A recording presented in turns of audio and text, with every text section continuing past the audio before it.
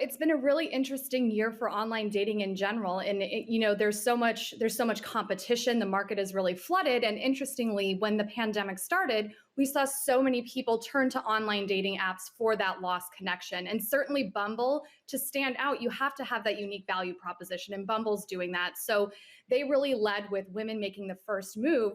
But then, when you think of an online dating app, the success of your business is people aren't really using you over again, or using you in perpetuity like that. So expanding to other areas like friend networking and business networking, this is really a way that they're capitalizing on. People are going to remember that for that initial experience and then expand to other areas of their life.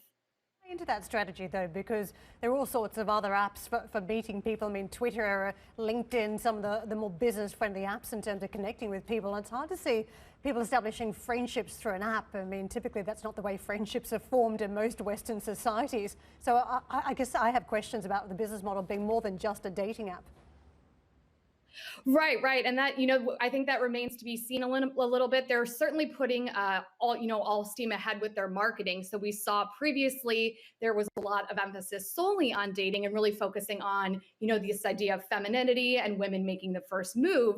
And now it's shifting to be more about good people are all around you. And so I think they're going to bank on the fact that right now, we may not be able to see our friends that we'd like to see in person. People might be in a city where they're trying to network.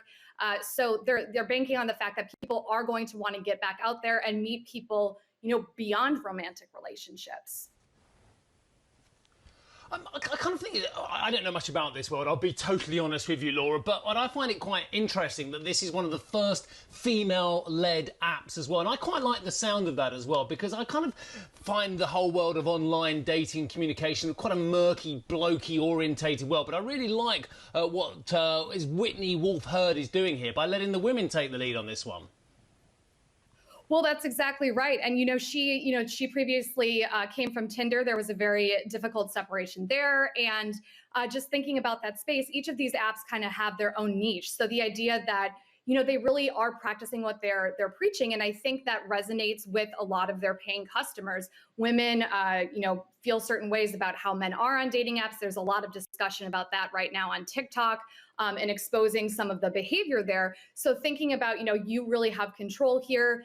There's a lot that you can do to make the first move, but then we see that also reflected in their internal culture. And that's something that, then as a woman thinking about other ways, I want to network in my professional career, in broader aspects of my personal career, I'm going to stick with this app and platform that has been good to me throughout the process.